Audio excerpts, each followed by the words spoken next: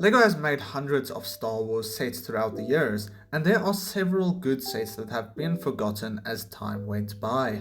Throughout the years, we have seen sets from every corner of Star Wars, from all the shows and movies, and some expanded universe things, which are always cool to see.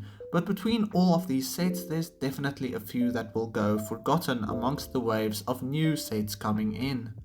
I compiled a list of what I think are the 5 most forgotten LEGO Star Wars sets.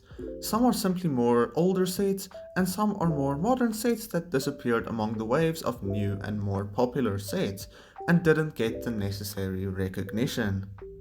Jumping right to it, I have the Eclipse Fighter from 2016, which was one of my favorite sets back when I first bought it. Despite being from a generally uninteresting show and overshadowed by many better sets in that year, I still think it had a really cool design with what I think is the best designed LEGO original character. Alongside Nare, we also saw Dengar with a cool speeder bike, and it's just a set that deserves a little more recognition, as I don't think this is one that many people ever look back to.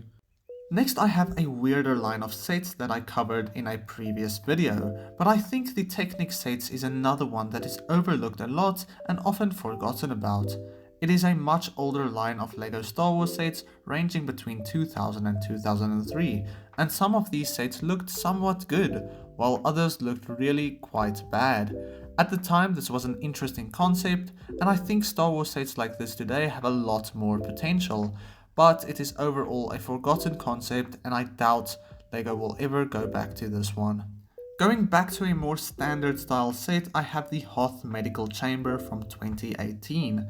This was to me one of the coolest sets in 2018, and also one that I really regret never buying, as it has a cool little design, a few excellent minifigures, and just an overall really cool set. I think many people overlooked and still overlook the existence of this set, as it is a little bit older and was never really popular, at least not that I am aware of. I really wish we will get another set like this very soon. Following after, I have the Droid Commander set, or also known as the Star Wars Boost set. This was an interesting concept as well, a creative set to try and teach kids a little bit about coding. It was a more modern version of the Mindstorm set from back in the day, although I think the days of Mindstorm's popularity are over and this set wasn't really sought after, at least not for most LEGO Star Wars fans. And today nobody ever talks about this set, and it isn't one many fans want to see again. The final product on this list is another line of sets, and those are the Brick Sketches sets that appeared in 2020.